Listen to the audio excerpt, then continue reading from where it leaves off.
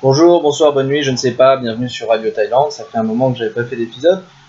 José m'en a réclamé un, alors rien que pour toi José, voilà, je vais prendre position sur la primaire de la droite auprès de mon, de mon auditoire qu'on sait quand même extrêmement nombreux, donc ma force d'influence est énorme. Donc peut-être que cette vidéo va faire basculer le second tour de la primaire. J'ai déjà exprimé mon avis par écrit sur Facebook, je maintiens mon choix de premier tour, Alain Juppé, je vais le développer rapidement. Ce n'est pas un choix par défaut, j'ai pu écrire, et il y a eu un débat qui s'est enclenché avec Lorraine là-dessus, que je votais Alain Juppé sans un enthousiasme débordant, mais non sans une certaine conviction, je crois, et j'écris. Donc pour être clair, c'est pas un choix par défaut. Je ne veux pas voter Alain Juppé contre Sarkozy et je ne vote pas Alain Juppé contre Fillon. Le choix par défaut, c'est quand on se dit, en fait, c'est le moins pire, ou encore on peut se dire, je n'aime pas les deux, je vote pour celui que je déteste le moins. Non, moi j'ai toujours bien aimé Alain Juppé. Je vous cache pas que quand j'avais 13 ans, j'avais 13 ans quand même quand il a mis les gens dans la rue, j'en ai un souvenir, et j'ai déjà un souvenir à l'époque d'une certaine injustice. J'ai souvenir, bon c'était tout le début, peut-être le début de conscience politique, il était très bas dans les sondages, voilà, c'était la rue, et moi je me souviens que je l'aimais plutôt bien, et que j'étais plutôt de ceux qui trouvaient dommage qu'il soit effectivement si impopulaire. Donc je vais pas revenir sur l'histoire. Mais aujourd'hui, effectivement, les gens qui me connaissent savent que je suis centriste et vous savez, ça fait 6 ans que j'ai quitté la France, j'ai sans doute changé depuis que j'ai quitté la France. Je ne suis plus un soutien de François Bayrou, mais c'est pas moi qui ai changé, c'est Bayrou qui a foiré. Voilà. Moi j'étais pour Bayrou en 2007, quand il y avait quelque chose derrière lui, l'idée d'un centre qui rassemble finalement de la droite classique, modérée, jusqu'à finalement la gauche sociale libérale. C'est ça le centrisme qui pourrait, selon, je crois, Giscard d'Estaing, rassembler 2 Français sur 3. C'est que 2 Français sur 3 peuvent se retrouver dans un projet aujourd'hui, voilà, centriste libéral, mais on n'y arrive pas, puisque un Macron va se présenter, peut-être qu'un Bayrou va se présenter. Vous voyez, c'est toujours, on va pas y arriver, encore une fois. C'est encore l'échec du centrisme. Donc je crains que le centrisme soit voué à l'échec en France. Et donc Juppé n'est pas centriste. Juppé, c'est clairement un homme de droite, je pense que ça, il faut le reconnaître. Mais c'est vrai que c'est celui qui aurait pu, je pense, et qui peut encore, vous voyez, j'ai un discours déjà peut-être défaitiste, je voterai Juppé, j'espère que beaucoup de gens voteront Juppé, mais effectivement, je me fais quand même peu d'illusions quant à l'issue du scrutin. Et j'ai aucune idée, voilà, est-ce que Fillon, je pense que Fillon sera au second tour en 2017, mais je pense que Juppé c'était encore plus sûr. Et je ne votais pas Juppé, voilà, non plus par calcul. Voilà, je suis de centre droit. Juppé est d'une droite plus modérée que ce qu'incarne aujourd'hui Fillon. Donc Juppé correspond à mon positionnement politique. J'ai voté Juppé au premier tour, je voterai Juppé au second tour. Et effectivement, je ne vais pas convaincre les gens qui sont plus, voilà, plus à droite que moi de voter un peu moins à droite. Tout est là. Donc je pense qu'Alain Duhamel a très bien résumé en une formule qui me semble assez juste en disant que Fillon est aujourd'hui au point d'équilibre de la droite et Juppé à celui de la société. Voilà. Donc, Juppé, c'est pour ça qu'il est populaire dans les sondages, etc. Sans doute qu'il correspond finalement un peu mieux à plus de monde. Le problème, c'est que c'est la primaire de la droite et c'est là que voilà, Fillon a très bien joué sa carte. On l'a pas vu venir. Juppé était tout préparé dans une campagne pour se battre contre Sarkozy et bah, il se retrouve face à Fillon et tout d'un coup c'est plus la même chose.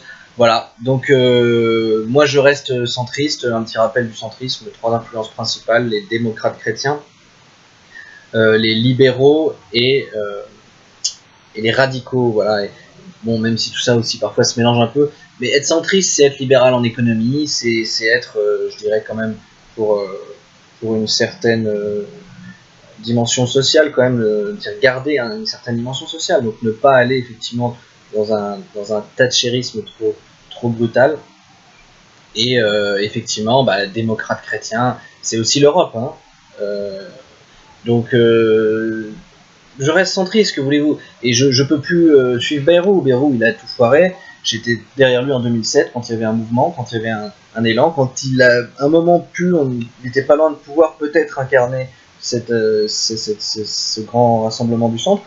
Il a échoué en tergiversant. Moi, à l'époque, j'étais de ceux qui étaient pourtant de la main à Ségolène Royal, parce que malgré toutes les critiques et les moqueries dont elle pouvait faire l'objet, son positionnement politique était quand même clairement social-libéral. Donc, pour moi, ça aurait eu du sens à cette époque-là. Et là, voilà, une Ségolène Royal, président de la République, avec un Bayrou Premier ministre, à cette époque-là, ça aurait eu du sens. Je pense que Bayrou aurait pu négocier beaucoup de choses. Et il n'a pas voulu.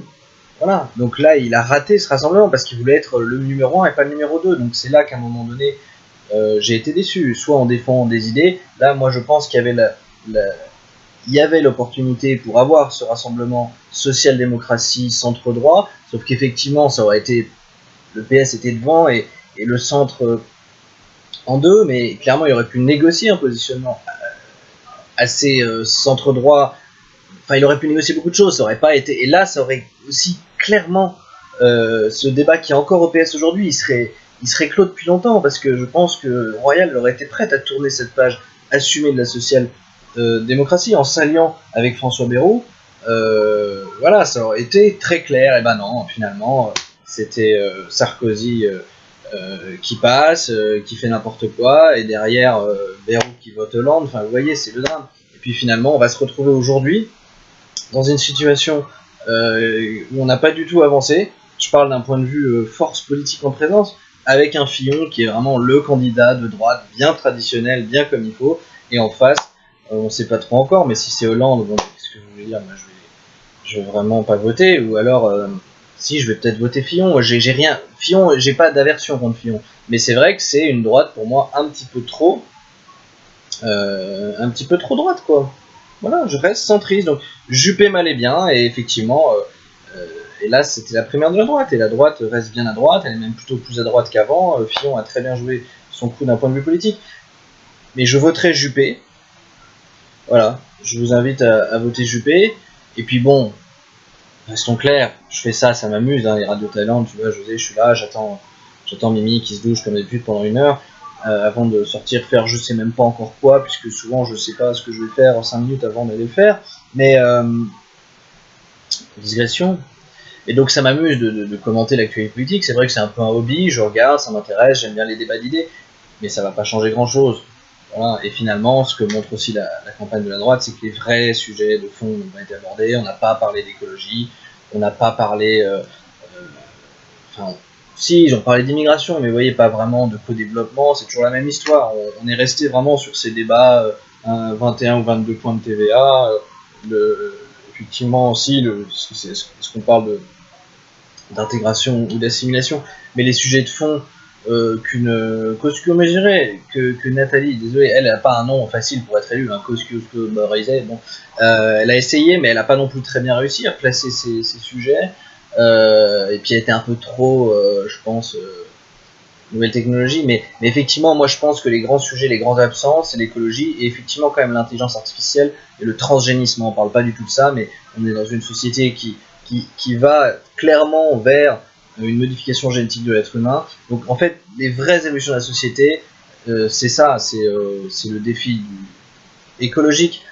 C'est pas que le réchauffement climatique, hein, ça c'est la conséquence, mais effectivement, de changer notre mode de fonctionnement économique sans remettre en cause la liberté d'entreprise, hein, c'est ça, la troisième voie aujourd'hui, il n'y a pas de troisième voie.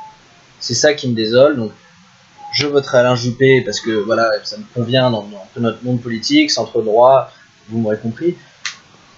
Mais que ce soit lui, Fillon ou un autre, aujourd'hui personne n'aborde les vrais sujets, et les seuls qui sont un petit peu alternatifs, le problème c'est que c'est toujours des gens extrémistes qui me conviennent pas du tout. Moi Mélenchon, je suis désolé, j'aime pas du tout, c'est quand même encore très lutte des classes. Alors lui il va avoir un vrai discours sur l'écologie, lui il va avoir un vrai discours anti-système, et moi je suis pas anti-système, je suis pour que le système évolue, et voilà, tout en restant aussi réaliste, et en fait ça se passe beaucoup dans les entreprises.